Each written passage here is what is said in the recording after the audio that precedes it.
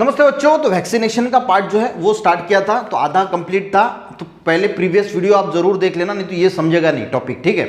अगर ये डायरेक्टली देखोगे तो समझेगा नहीं। वैक्सीनेशन हमने देखा था कि पैथोजन होता है, इसके ऊपर जो है वो एंटीजेंस होते हैं, इंपॉर्टेंट एंटीजन ही होते हैं। फिर हमारे बॉडीज़ में एंटीबॉडी बनती है, इन दोनों की लड़ाई चलती है और फिर जो है वो हमें इम्यूनिटी मिल जाती है। ये सारी चीज़ें पहले इसमें देखा, अब पढ़ लेता हूँ, वही है। फिर थोड़ा सा कुछ पॉइंट है वो देख लेते। देखिए, now protein which act as antigen are injected in pure form instead of injecting the killed और सेमी किल्ड पैथोजन।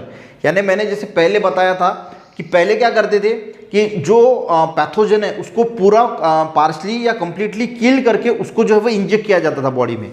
यानी उसको हॉट करके, गर्म करके, या फिर उस पैथोजन को थोड़ा सा किल करके हाफ जो है उसका मान के चलो कि उसकी बॉडी को तोड़ मरोड़ के जो है वो बॉडी में डाला जाता था। पर उसका डिसएडवांटेजेस क्या था, कभी कभी वो बॉडी में जाके एक्टिव होता था और उस पर्सन को उस वैक्सीन की वजह से वो बीमारी होती थी, ठीक है।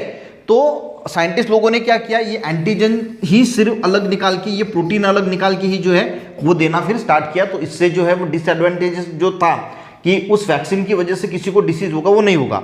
नाउ प्रोटीन विच यानी डायरेक्टली एंटीजन ही जो है वो इंजेक्ट किया जाता है प्योर फॉर्म में, यानी ऐसा जो किल्ड या सेमी किल्ड जो पैथोजन होते हैं उनको नहीं डाला जाता, ठीक है। This protein keep the person away from the disease by keeping immune system active. और उसकी वजह से क्या होता है, उसके बॉडीज में एंटीबॉडी बनती है, इम्यून सिस्टम मजबूत बनता है और वो उस डिसीज से दूर रहता है।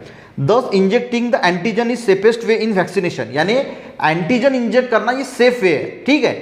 पहले क्या किया जाता था, जो पैथोजन है उसको ही डायरेक्टली बॉडी के अंदर डाला जाता था तोड़ मरोड़ के, ठीक है। पर उससे बेस्ट है कि डायरेक्ट एंटीजन डाला जाए। Vaccine produce with the help of biotechnology are more thermostable. Thermostable का मीनिंग क्या होता था, जो पहले पुराने वैक्सीन आते थे जो बायोटेक्नोलॉजी की मदद से नहीं बनाए गए, वो थर्मोस्टेबल नहीं थे। वो बहुत कोल्ड टेम्परेचर में रखा जाता था, बर्फ के अंदर रखा जाता था, यानी उसको कोल्ड टेम्परेचर की ज़रूरत होती है। पर ये जो अभी नई बायोटेक्नोलॉजी की मदद से जो वैक्सीन बनाई गई वो थर्मोस्टेबल होती है, यानी रूम टेम्परेचर भी वो वैसे ही रह सकती है, उस पर कोई इम्पैक्ट नहीं गिरता। And remain active for longer duration के लिए होती है, जैसे कि पोलियो की वैक्सीन है, हेपेटाइटिस की है, ये इनके फायदे हैं। अब बात करते हैं एडिबल वैक्सीन की। तो ये एडिबल वैक्सीन क्या है, हमने देखा है कि हमें इंजेक्शन के थ्रू जो है वो वैक्सीन दी जाती है, कुछ डायरेक्ट ओरल भी दी जाती है पोलियो की। एक होती है एडिबल। अब एडिबल की क्या है कि कोई सब्सटेंस अगर फूड है वो हम खाएंगे और हमें जो है उसकी वैक्सीन बॉडी में जाएंगी, एंटीबॉडीज बनेंगी, यानी वो उस बैक्टीरिया से लड़ने की जो क्षमता है, उस वायरस से लड़ने की जो क्षमता है वो बॉडी में आ जाएगी, हमारी एंटीबॉडी जो बनेगी और हमारी इम्यून सिस्टम मजबूत बनेगी। तो ये क्या है वो समझते एडिबल। इसके लिए पोटैटो पे जो है वो लिया जाता है और पोटैटो पे जो है ये बनाया गया है अभी तक, ठीक है। रिसर्च इस पे चालू है। अब इसमें क्या किया जाता है, सबसे पहले जो पैथोजन है, ठीक है, पैथोजन जो है उसको लिया जाता है पर्टिकुलर डिसीज का। जैसे कि मान के चलो कि ई कोलाई का पैथोजन है, ठीक है, ई कोलाई का पैथोजन है। अब इसके ऊपर जो है वो एंटीजन रहेंगे, ठीक है। ये एंटीजन कौन प्रोड्यूस करेंगे, ये जीन प्रोड्यूस करेंगे। इस पैथोजन के पास जो जीन होगा ये एंटीजन प्रोड्यूस करेंगे। तो इसको जीन को जो है वो आइसोलेट किया जाता है, अलग किया जाता है। इस जीन को मान के चलो कि यहाँ पे आइसोलेट किया हमने, अलग किया, ठीक है। अब देखिए edible vaccine, work on the production of edible vaccine is in progress and presently potato are being produced with the help of biotechnology. यानी एडिबल जो वैक्सीन है वो प्रोग्रेस में है उसकी रिसर्च, और पोटैटो पे जो है वो प्रोड्यूस किया bio. This potato are called transgenic potato. उसको कौन सा पोटैटो बोला जाता है, ट्रांसजेनिक पोटैटो। अब ये भी इंपॉर्टेंट है, कोई पूछ सकता है कि ट्रांसजेनिक पोटैटो यानी क्या होता है। तो आपको पता होना चाहिए कि जो पोटैटो एडिबल वैक्सीन के लिए यूज़ किया जा रहा है, वैक्सीनेशन के लिए यूज़ किया जा रहा है, उसको हम ट्रांसजेनिक पोटैटो बोलते हैं।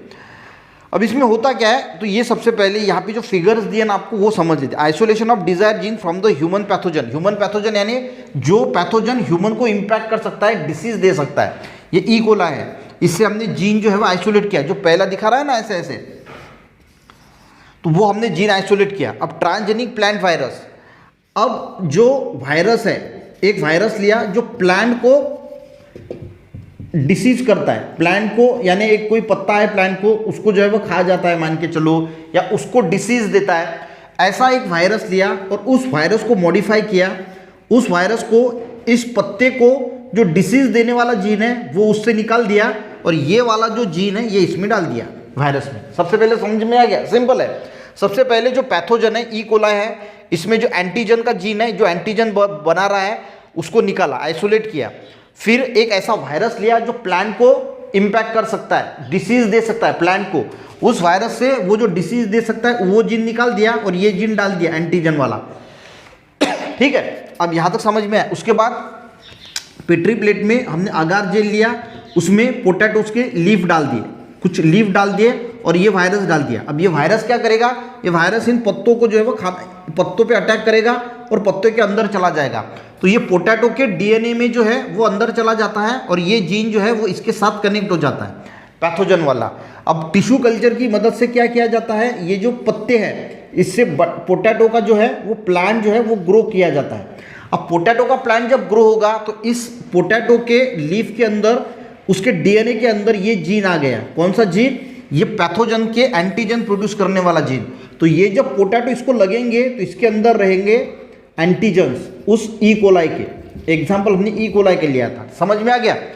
देखिए, virus infected the piece of potato leaf, यानी वो वायरस उस पोटैटो लीफ को इन्फेक्ट करेंगे। Entire plant is develop from the leaf pieces, और टिश्यू कल्चर की मदद से हम उस लीफ से प्लांट बनाएंगे containing gene of human pathogen, और उसके अंदर ये जो पैथोजन है इसका जीन होगा ई कोलाई का। Consumption of raw potato help to develop immunity against the pathogens, और उसके बाद हम जैसे इसको कच्चा खाएंगे, कच्चा क्यों, क्योंकि हम इसको पका के खाएंगे तो एंटीजन ब्रेक हो जाएगा तो कोई काम का नहीं रहेगा, तो कच्चा खाना है। ठीक है, अगर हम इसको कच्चा खाते हैं तो वो पैथोजन का एंटीजन्स है वो हमारे बॉडी में जाएगा, एंटीजन को हमारी एंटीबॉडी पहचान लेगी, उस पर अटैक करेगी और वो मेमोरी उसके पास स्टोर रहेगी, और जब वो पैथोजन हमारे बॉडी पे इम्पैक्ट करेगा, कभी अटैक करेगा, मान के चलो कि ई कोलाई है, अब ये पोटैटो खा लिया आपने, तो ई कोलाई के जो एंटीजेंस है वो बॉडी में जाएंगे, हमारे बॉडी के एंटीबॉडी डेवलप होगी, इससे पर्टिकुलर जो एंटीबॉडीज़ है वो डेवलप होगी, इसको मारेगी। अब ये मेमोरी इसमें सेव हो जाती है कि ये इसके लिए ये एंटीबॉडी रिलीज करनी है। जब कभी भी ओरिजिनल ई कोलाई हमारे बॉडी पे अटैक करेगा तो फटाक से एंटीबॉडी निकलेगी और ई कोलाई को मार देगी।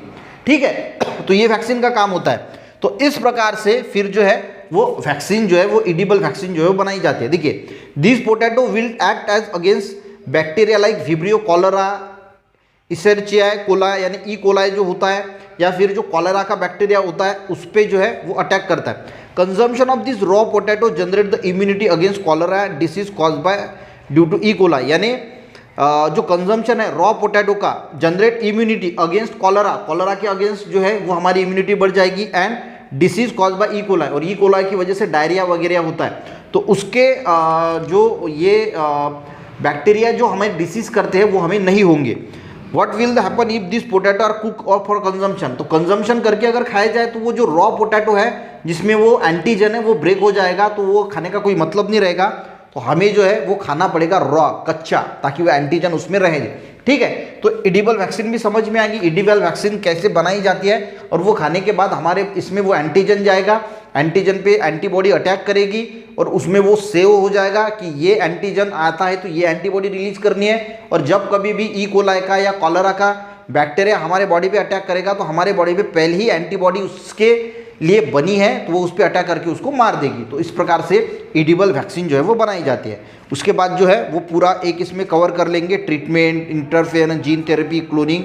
ठीक है, आज का टॉपिक समझ में आया, अच्छा लगा एक लाइक ज़रूर करना, अपने दोस्तों को भी शेयर करना, चैनल पे ने ज़रूर सब्सक्राइब करना। मिलते हैं नेक्स्ट वीडियो में, तब तक के लिए जय हिंद।